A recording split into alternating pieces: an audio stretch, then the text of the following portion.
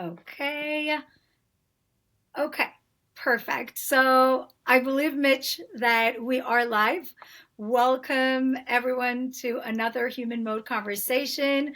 I'm super excited about our guest today, Mitch Joel. So I was just telling you, Mitch, about the idea of having these conversations. Leaders are quite overwhelmed. We're having this FOBO, the fear of becoming obsolete, becoming irrelevant. Like we need to perform and transform at the same time. Like we're just thinking that AI is going to come and kill us all. Like there's so much uncertainty going around. So the idea of these, podcasts or lives is that we just like first of all we create this space for conversation, but more or less like giving a bit of confidence, like lots of insights to the leaders listening to us right now. So Mitch, before we start, I want to just introduce you. You are quite a well-known thinker, I would say, in Canada, and I would say like globally. You're an author, you're a speaker, you're a co-founder of Thinkers One, and most importantly, you're one of the early adopters of the concept of podcast because you have your podcast for the last 20 years.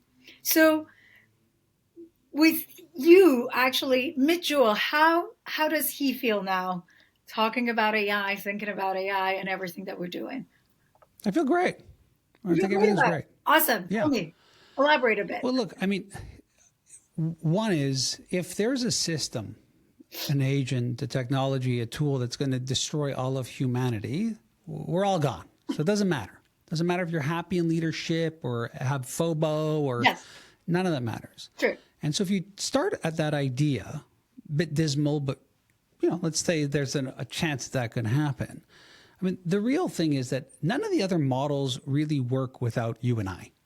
Meaning, I'm a leader, I'm all in on AI, I fire everybody. And now all I want to do is use AI to create stuff. Well, if I fire everybody and other leaders follow me, that means unemployment goes spiking like crazy, which means people don't have money, which means people can't buy the product or service that I'm selling. Mm-hmm. So none of these models, when I hear them, make any pragmatic sense to me in that raw sense, Yes. which means leadership matters more than ever. Thinking about business and the work that you provide, thinking about your purpose, thinking about your agency, thinking about how you come together as human beings to take these ideas and bring them to fruition. For every leader there is in an organization, you might have a handful of people who can now suddenly build a business without any employees. I think that that's true and real, but when businesses like that are built, or when technologies like that disrupt or innovate, it creates other types of opportunities. Mm-hmm. Some get left behind, some don't. I think I'm getting, as I advance in age, this world where I'm unfortunately maybe getting beyond this idea of meritocracy in its purest sense, that all the best ideas get shared equally and everybody has equal opportunity and everybody does all. I just don't think it's pragmatic or real. I recently had Toby Stewart on my show, who wrote a great new book called Anointed about status and what status looks like. And it was like a real personal affront to me as I thought about it. Who do I think has status? Who do I invite on my podcast based off of who else I had on? Did Toby come on my show because of other guests who've come on? Do we actually look at every situation we're in and assess if it's the value, what the stuff is, versus who's telling me it? More often than not, we're unfortunately very primal, we're very tribal, and we will typically divert to some level of status within almost everything that we do. Exactly. And so a lot of disparate ramblings to get to this idea that none of our society moves forward economically, if we believe in capitalism, and I do, in this model that everybody is now replaced and useless. It just doesn't, none of the equations work for me as I think about them. So how do you think, because, basically you lived the internet era. As I say, you've just been an early adopter of some of the good things that came out of it, like, connecting with people, podcasting. You saw the cell phone era, like social media. How do you see that this is different than the others? And where are you standing in terms of the future of work or this age of AI that we're talking about? Well, one is this is the first disruption that really is an affront to the knowledge worker. Yes. And we have to start there. We have to start with this idea that we can all know that we're top of the food chains in terms of human beings and the ecology of where we sit on Earth. Mm-hmm. But we may have created something that has taught us very quickly, much in the same way the calculator did, that how we actually think in work is somewhat predictable. That we can take patterns and trends and see them in different ways through this system that elevates a lot of people who maybe didn't think or act like that to understand it better. So there's one thought around that idea that it's not about potentially deploying a super intelligence, which I think is an inevitable. I do think it'll happen in a short to near term. But it's what does that mean for us? Like, who are we then if we are not the top of the food chain in terms of intellect and perhaps in terms of how we think about white collar work? So the real affront that we're seeing is, we didn't really care if we had robots replacing people on the floor. That was okay. That was like a form of efficiency and a way to do, dark, like no lights factories, which is what we're seeing right now. When we talk even about geopolitics, and you think about what we're saying, we're going to bring manufacturing back to the U.S. It's fantastic. It's going to employ a whole other cadre of people. It's not going to be people working on the factory floor. Those factories are dark. It's robotics, it's automation, and with that comes a new set of opportunities. So again, when we think about what that means, it means that one is we have this affront to knowledge work. Two is business has always been looking for efficiency. How can we do more things in less time with potentially less people? And when I say people in air quotes, what I mean by that is people make mistakes. Like I love, it's a bit of a side quest, but this idea that, AI makes so many mistakes. Like, have you seen anybody you've worked with recently, like make like literally 50 mistakes literally today? And so again, it's this weird human nature thing we have where when we see something like this, we go in that direction. I think the big shift in terms of what this is, and I always hesitate when I talk about the words that I'm choosing to talk about artificial intelligence. I don't think it's a tool. And I'd be okay with arguing or debating whether or not it's actually a technology. The word that I feel is closest to what this is agent or agentic. Mm-hmm. It's the idea that you're not using something, there's something that's working along with you or autonomously, and it's able to do similar tasks in terms of right now knowledge work. We'll see how robotics rolls out. That is similar to us.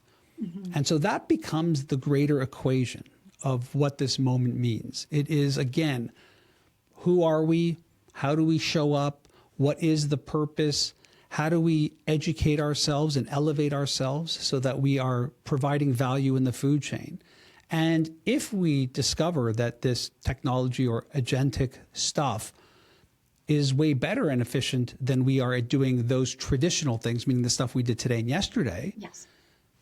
What are we and what are we supposed to do? Maybe it's a Star Trek model where you can be the captain of the Enterprise and I can be a sommelier in the south of France, and all of us are fulfilling our purpose, but we're not doing it with the intent of capitalism or selling something to someone else. That there's a structure in place where this agentic tool, this agentic technology can play itself out, and it allows all of us to really explore what our purpose is beyond just the economics of paying rent or a mortgage or trying to pay for private, education for your kids.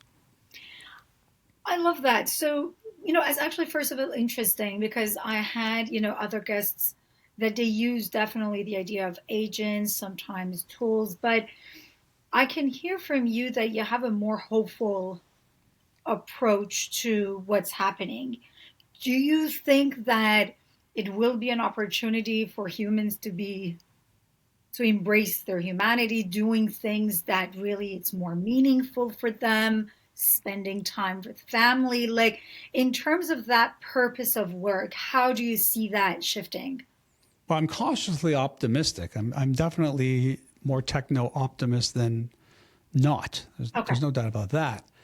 And the reason is, historically, these tools haven't really given us the productivity we've been promised. And I say that, and you might be thinking, well, that's different than what you're saying. So it's true, right? We had computers which can work 100 times faster. We have smartphones, and yet are you working less hours in the week? Is there less? So where I think I've landed is this idea that it's not about giving us more time or even a sense of productivity. It's a sense of us being able to do more and explore more, which might be the part that's helping us grow. So it's a bit of a different twist on how people think about it. And I want to caveat this by saying I'm not a workaholic or someone thinks you should be spending 5 days a week full time and no time for your family. I don't believe in that. I think, I don't necessarily believe in work-life balance. I believe that you have your personal private life. I believe you have your work professional development. I believe you have your community and communal contributions, and you need to find some type of flow or balance in that. I don't know what that looks like for you. I can talk a little bit about what it means to me, but my version of it shouldn't be your version of it, just like my version of success shouldn't be your version of success. When people say to me, there shouldn't be billionaires, I'm like, okay, so what would be the number?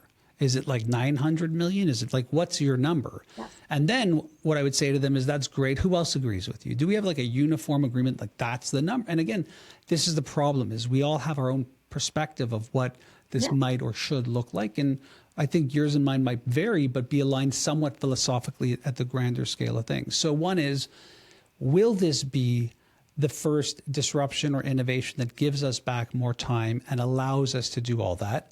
I haven't seen any true indications of that. It seems like it is still locked in what I would call our traditional capitalistic system. And so what we can expect from it is you'll be able to do more, act more, maybe learn more, grow more, maybe shift actual types of work you do more.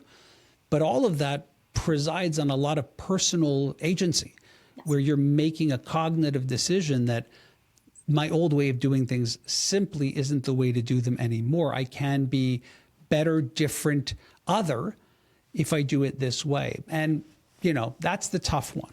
I can tell you, having had multiple businesses with multiple employees and sit on multiple boards, that the inherent desire of humans isn't that. I think it is for many, but not all. Some just want security. Some actually do want the blanket model. I want a safe job in a safe city where I can do some work and afford, the things I want to do, but ultimately I don't want to have to worry about other things. I'm always surprised when people say things to me like, what if Thinkers One doesn't work, or what if that doesn't work? My answer is always, yeah, no, I agree. Like, it might not. Like, I'm an entrepreneur. And there's almost like this weird affront where they can't understand that. I'm like, but that's what being an entrepreneur is. There's a high level of risk, a high level of agency. And so my perspective of how I think about these technologies versus probably even you is dramatically different.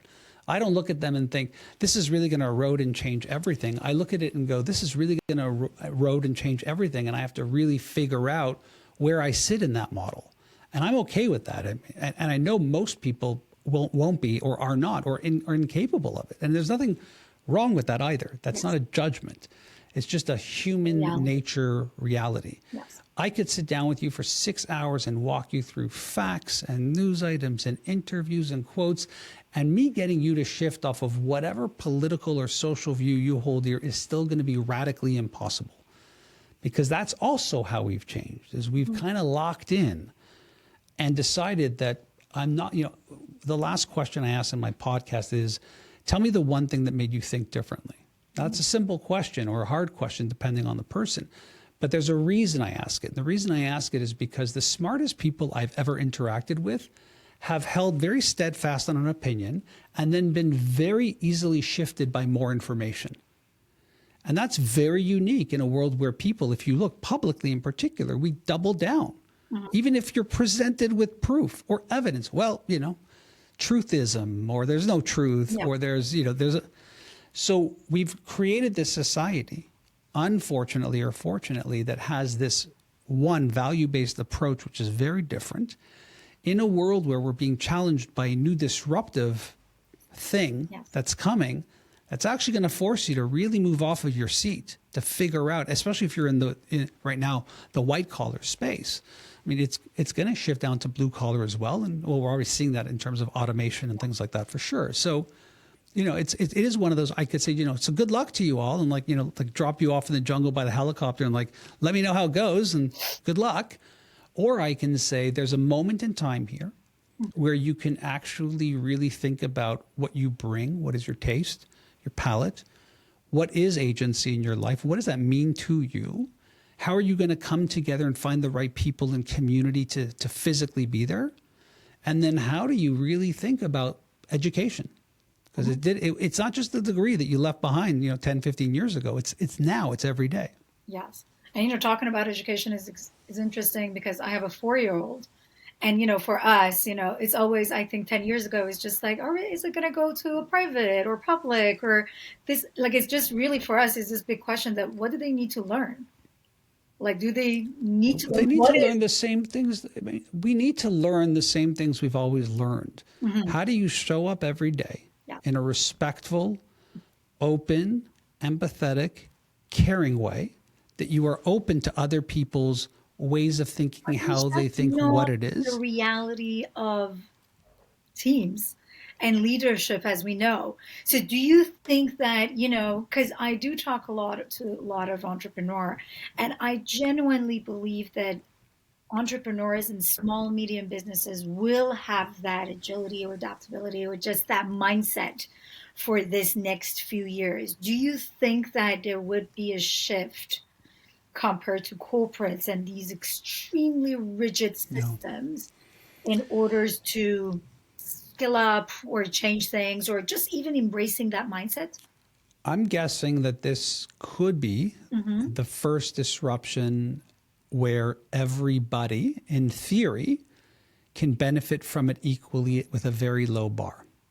Mm-hmm. So let's walk through it. Like you think, not even entrepreneurship, just solopreneur. Yes. I'm self-employed. Yes. I could, in theory, now vibe code and use this technology to build out a one-person business. We've seen in this short span of its availability how we've seen multiple $1 million businesses be sold by one individual that did everything without any coding experience. So one is you have that shift where the bar to do that is extremely low. I used to make the argument that that's the real beauty of Shopify. In a world where it's really hard to build and launch a business, the expense, the capital, the infrastructure, the knowledge, that's been really the win more than the fact that it's cloud-based e-commerce technology. It's the fact that anybody who has something to sell can now do that in a very quick and easy and next to free way. Mm-hmm. And they provide ancillary tools for all the business.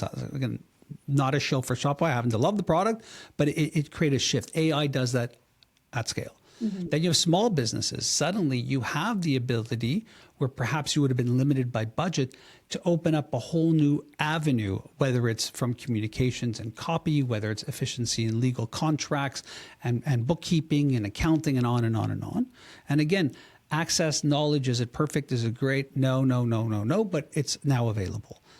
Medium businesses, I think, fall in the same thing. And I think for the large businesses, even more so. Mm-hmm. Back then, the problem was both infrastructure, how do you bring it in, and then how do you scale it out? Yes. These tools don't really, these technologies don't really require that. They simply don't.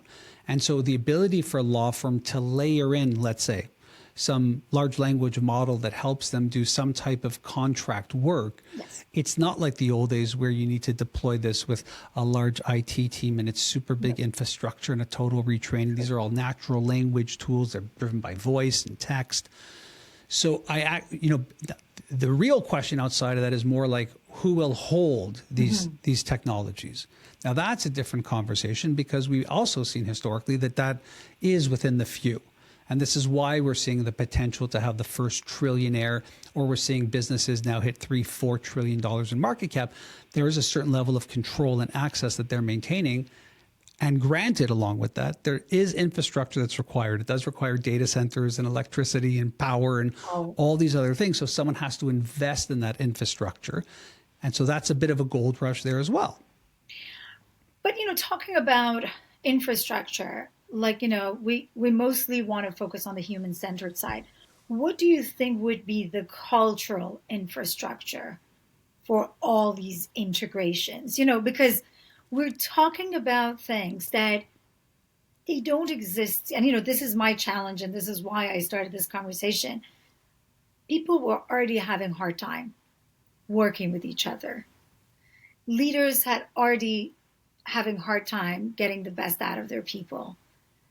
How's that going to look like with agents in the middle of this, adding as another layer of complexity into all this dynamics. The question might more interestingly be, could the addition of this technology completely remove all of those problems? Right? Where suddenly I'm not competing against the person next to me. I'm competing against a large language model that has every single form of communication and strategy against what I do in it. So now it's less about what's happening here and more about how do I show up in this world. And I think when I look at these technologies and I play with them all the time, my general reaction is it may not be as good as, but it's pretty close. And for most people, that's a very high bar. We take, again, we're stuck on the wrong kind of conversations here around, makes mistakes, you have to verify it. I mean, for sure. But like, have you ever dealt with any professional services that didn't make a mistake in your taxes or your work? Like, this is like a function of course it makes mistakes. Yeah. It's based off of all the human behavior, and we make mistakes all day and night. That's all we do, make mistakes. So when I think about it in what you're saying, one is, if leaders are using these tools as some type of mentorship, coaching, strategic partner, my answer is it will only make them better, more empathetic, and smarter if that's what the large language models are supposed to do. So I can tell you in my midlife and advanced age that I believe my work is a delta better than it was 3 years ago because I'm able to not just have a thought and share it and hope. I'm able to have a thought and work on that thought back and forth and have this technology steel man the argument, straw man the argument, think like Roger Martin, think like Rita McGrath, think like Whitney Johnson, show me the perspective, rewrite it like this person. And suddenly when comes time for me to actually output, I feel like I've spent so much more time and energy at the leadership level that it can't not address more people than maybe it would have if it was just my one-off idea. And secondarily, if I'm now thinking about I need to bring this to the team, well, you now have a much greater and dynamic team that has a lot more information than any team before you. And so if you're not embracing it from that perspective, I'm not sure that you're going to have much of a future, but I could have made the same argument. In the early 2000s, blogging came out and podcasting came out and all, social media came out. And how many companies, I'm not getting involved in that. I don't want to hear what customers are saying. I don't want to be engaged. Now, the thought of that is almost absurd. Like, what business do you have if you're not doing that? Yes. We have to always place ourselves not in this shift as it's happening, but thinking about what happens at the end of the shift. Yes, so if you believe this is going away, it's just a little bubble, that's fine. It's a thought. I don't think it is by a long shot. And so then the other question becomes, how do I show up? But then, this is actually a great segue to the idea of complacency, or just this idea that I don't want to move or I don't want to change. That's and fine. We saw a big example of that during the COVID time. COVID brought a great opportunity for all of us to work differently, to, to lead differently. And we're out of it 5 years now. People are mostly forced to go back to work for 5 days a week, which we know that already for women, this means just again, less opportunities. So we just looks like opportunities show up and we just think that, nope, don't want it. I'm not taking it. And just go back to the business as usual, which was already with lots of potholes. So this is the reality of so many of us listening or leading in general, that they are just stuck in this systems or within their own mindset that would just say, you know what, I'm comfortable with what is. How do you think that we can just change this mindset and just say, you know what, this is not COVID, this is not, I think that till now, to your point, all of these inventions, they just created that opportunity to say, okay, we can just use it, but still function in this old model of corporates back from the 50s and 60s. How's that different? And what is your invitation for leaders listening? One is we were not forced to go back to work. We were forced to go back to a location to do the work we were doing there. So I think there's the language we use is matters. I don't believe that people are suddenly saying, oh, they want me back to doing work 3 days a week when I was doing it 5 at this location. Yeah. I just think it's different. So it's one. Two is, I believe we shifted from work culture, traditional work culture, to task-oriented professionalism. Yes.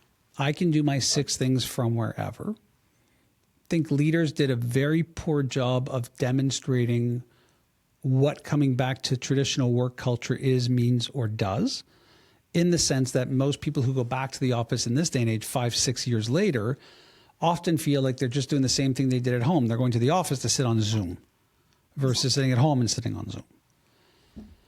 All of that is amplified by what we've been talking about, which is if you are solely independent but working for an organization, building out tasks, how much interaction do you have between people?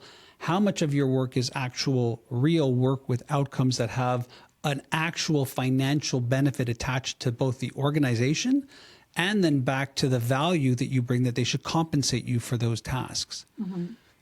We need to have a very deep reconciliation with the work that we do and the value we add in a world where there's a lot more optionality. Mm-hmm. Now, when it comes to women at work, people who have disabilities, people who are challenged in different personality, psychological ways, the answer to me at least is we do have a world better than ever that allows you to self-direct. Mm-hmm.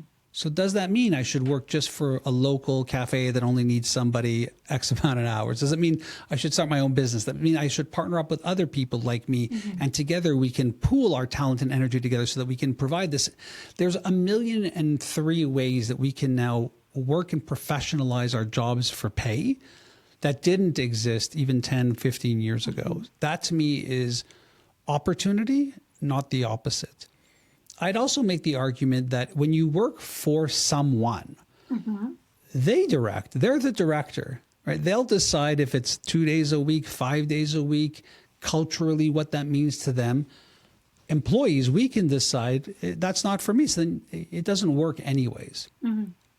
I really struggle with this idea that work has changed and everybody has their own ability to personally decide what work means to them. Mm-hmm. I think that part's true, but I don't think it's true in relation to the company that hired me. Mm-hmm. And we could have the argument that the social contract changed because of COVID and all that. And the answer is maybe it did, maybe it didn't. But ultimately, it is up to the employer to decide. And if that means 30% of the staff leaves, that employer is going to have to decide, do I hire 30% as a replacement? Do I use only 5 and use AI for that? I mean, everybody will have to make choices that best suit them. But at a macro level, if I look at just pure economics and work, mm-hmm. I don't think there's ever been a better time for an individual to autonomously make decisions about their career. That I don't see as anything but reality. And by the way, when I say that, understand that by making those choices, yes, you may in fact be in a situation where you're going to earn less than what you would have in another situation. Yes. You may in fact be in a place where you are more easily replaceable as technology evolves. Like, these are all truisms. Yes. But I don't ever want to take away someone's agency or decision to do that. Lastly, this thing of, work should change to accommodate me. I could say that sounds great, but right now I still see a world that's driven by short-termism. Yes. And quarterly earnings and dealing with tariffs and a global geopolitical situation where, ultimately, yeah, I think you need to have great team members, but part of being a great team member is that word team. And everyone has to decide, what team do I play best on? The last example I would give you is lots of kids go through school with what's called accommodations. A lot of people now have learning differences. Every single day we wake up and hear more and more people. I was self-diagnosed with ADHD. I was diagnosed with ADHD. I'm taking medication. Adults too. Like Yeah. we're Oh, trying to figure out like, oh my goodness. what, Yeah. you know, the world changed, right?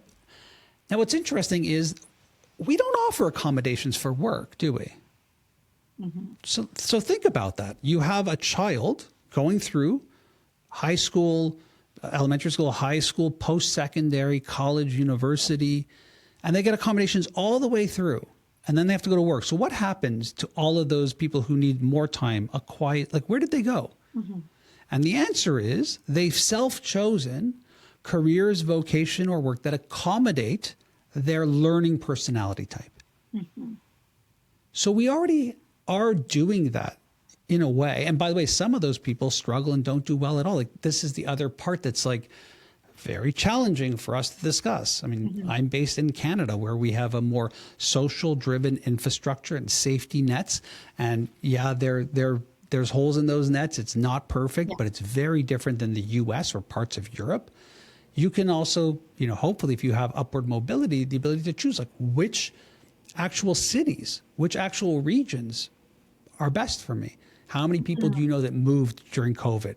I want to live in a quiet, that's great, until a couple years later when you realize, oh, like not a lot of resources out here, not great Wi-Fi. I actually miss people. I actually miss networking. Like all, so our behaviors and our feelings change. My thing isn't that businesses shouldn't change. Too bad, work for me and it's my way or the highway. No, it's that it's going to be very challenging for these businesses to personalize the work at the level of which I hear a lot of people talking about it. And so you're going to have disappointment.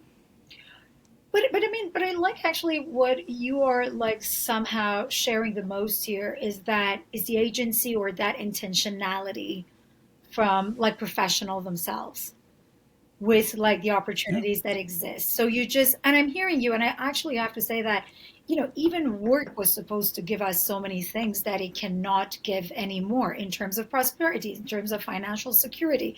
And we're already seeing that the new generation of workforce are acting differently and are defining work differently. So do you see, when you think about the next 5 years, do you see like businesses evolving around AI and the nature of business around, like, you know, evolving, and also like professionals getting more agency? Because, you know, I have to say that I agree with you with so many things that you're saying, but at the end of the day, it's coming from that entrepreneurship mindset, that mindset that we just want to change things. However, the majority of people choose that safer path of education, employment, family, retirement, and that's it. And but this looks like it might not be the case anymore. I just don't agree. I mean, I would just simply push back and say, show me a time where there was this type of stability of which you speak. Sure. I can't think of one. It was Businesses have been spending 20 plus years dealing with digital disruption and the web and all that. Before that, they were dealing, like, I mean, just it's on and on. I believe part of the problem is we tell ourselves a story because human nature is such that we want to believe that there's this moment where everything is just perfect. I'm happy, whatever that means. So I just don't buy into that. I've been a business professional since my teens. I really was 17 when I got my first professional job, and it wasn't shortly after when I started my own actual first entrepreneurial business and spent many times in other organizations and on and on. And I don't remember it ever being like, oh yeah, everything's great. There's not disruption. There's not technological problems. There's not societal issues. There's not. I don't understand what we're all hoping for or what the baseline is. And then even when I say that, I go like, let's define it. So what's the baseline? What is the baseline that would make everybody feel like these are not disruptive times in a world where we've only had disruptive times? So I struggle with it because, and I don't think it's the entrepreneurial mindset. I've always been like this, even when I've been an employee, and I've been an employee for for-profits, non-profits. My perspective is you have more choices in a market that, I mean, we can't sit here and say it's a bad market. I mean, we have never had more wealth and access than we've had. Now, whether a lot of that is held within a small, I agree, but I'm still saying that in this day and age, anybody with an idea can share that idea in text, images, audio, and video instantly and for free to the world in short form and long form, live like this, or record it and post it later. I'm just always marveled at new ideas and new thinking that there is. It's easy to be pessimistic and negative. I think that there is all of that in this grand palette we call life. But we are living in the most affluent, opportunistic time ever. And I would even say, like, think about your lifetime. Think about your parents' access to opportunities to professionally grow. Think about your grandparents. And I don't have to go further. Mm-hmm. Do you think it's a multiple better than your grandparents and your parents? Mm-hmm. And the answer is yes. Yeah, for sure. Yes. So if you want to wrap up, tell me, I want to see how you envision the future. Like, it's 2035. How do you see workplaces? How do you see leadership? You talked a lot about that meaning for human beings. How do you think that will flourish or evolve in the next few years? I have no clue. And I don't pretend to. And I often tell people when they say you're a futurist, I tell them I'm a presentist. I'm not a futurist. I have no clue. Who would have thought that 3 years ago, somebody would release a chatbot and suddenly it's a complete affront to white collar workers? I mean, who would have thought that? Definitely not me. Mm-hmm. I've been studying artificial intelligence and large language models for over a decade and didn't see that coming. In fact, the people who literally have been working at the forefront of it were surprised by what it's been doing. Yeah. I don't want to pretend to say that. What I will say is, think about purpose. Mm-hmm. Think about agency. Think about community, communing, the things we can do together. Think about education, how you're going to elevate what you can do. And then all of the other stuff is almost a bit like noise. Mm-hmm. School's a great example of this. Whether you're banning ChatGPT or encouraging people to use it, I think both of those are wrong. No. What we should be doing right now is giving grade 10 and 11 students PhD problems to solve. And we should be recording and watching everything they're doing with these chatbots. What questions did they ask? How did they get there? What were the sources? Were those sources legitimate? Were they not? Where did they get to? How quickly could they come to a resolution? Could they solve the problem? Could they not solve the problem? If they didn't solve the problem, how did they think about it? How did they work with their partner? You can look at that and have a complete reinvention of education. Yeah. If we say to ourselves, we are going to devaluate what it means to become a doctor, a lawyer, an accountant, while we elevate what it means to be what we now call the trades, a plumber, an electrician, whatever it might be. And now we're going to make them all trades, or all of them elevated degrees. How could the world change? Mm-hmm. If suddenly the skill to become an electrician is the same as the skill to become a doctor, why do I say that? Well, the electrician, it's way more on the individual and their skill. But the doctor, they're relying on pharmacists, nurses, healthcare practitioners, AI. So suddenly, we have to be able to look at things more pragmatically. So if you said to me, how do you see the world? I see a very similar world where we're constantly inventing and doing new things. Mm-hmm. And hopefully, the larger percentage is towards the positive. What's the positive? Prosperity for myself, mm-hmm. my community, the city I live in, the country I'm a part of, and the greater world, mm-hmm. at scale. I don't believe what we're seeing currently in terms of attitudes and perceptions. I don't think it's the vast majority. I think the vast majority of people would agree that they want a good world, a safe place. They want to be able to do work that matters and be able to live comfortably, whether they're being compensated for it or creating the economic value. Mm-hmm. That's the vast majority. And by the way, we will have portions of this civilization, which will include countries or certain types of cultures, that are going to stay in other centuries. They're just going to want to stay there, whether it's religious belief, cultural beliefs, whatever it is. And I say, fine. As long as we're doing our best not to have wars about it or to push it onto others. Mm-hmm. That's a world that I was hoping for in 2000 that I would hope for 2035. 2025 and 2030. I mean, I'm hearing a lot of that sense of curiosity, that you're just really inviting people to be part of. I want to know if we're thinking about like the future. What is one, because you already writing about this, that the idea that like we write a lot on LinkedIn, and we already see that it's more as if you're talking to machines. Like for me, the minute I see hyphens, I said, oh my goodness, it's ChatGPT, or like a few emojis, like you can recognize things. We know that even if it's just the first draft is human written, like we're seeing less and less human interaction. What is one human skills or human attributes that you hope it's not going to fade as we are seeing it slowly fading? Keeping human. And this is why I output the way I output.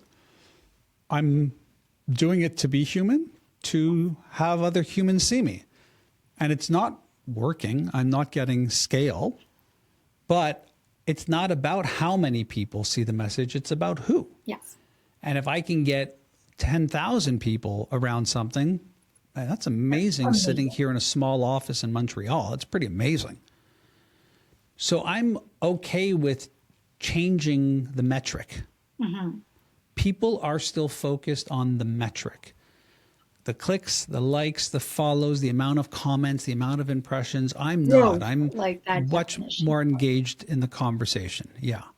And I do think that, again, I'm not willing to submit because people are doing something when I believe in the day-to-day coffees and lunches and meetings and Senka sets that I have, that there's a real desire by a large swath of the population that's probably the best TAM you could ever experience in business to actually want to connect and have something real. I've not met anybody who said, I really love having my LinkedIn feed be created by people who are just, I don't think anybody likes it. I think that the people who are doing it think that it works when I'm not so sure it even does work.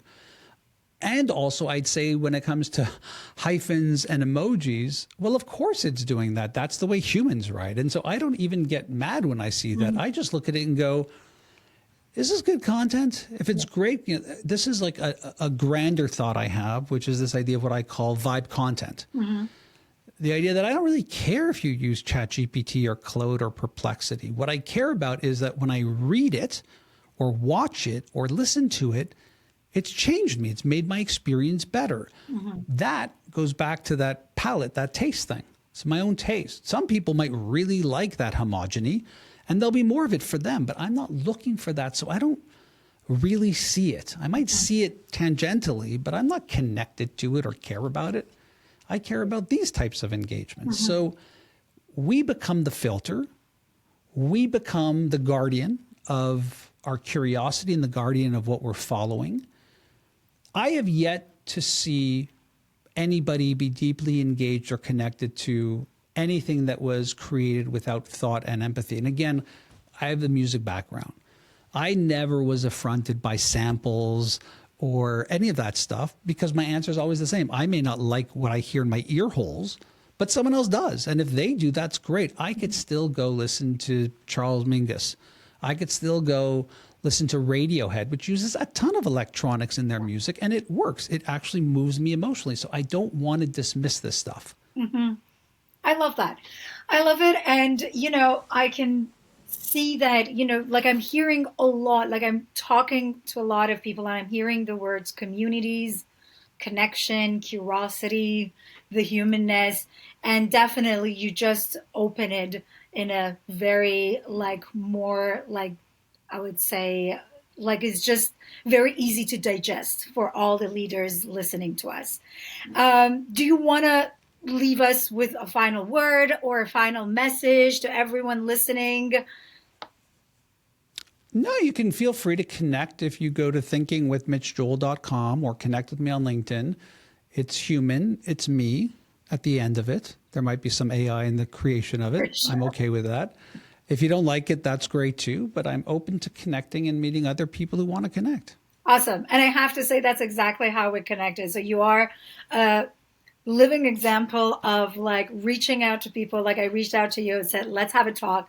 And you kindly accepted. And it's just like the sign that this is how we build these human communities. Thank you so much, Mitch, for our conversation, and have a great day. Thanks so much. Have a great day.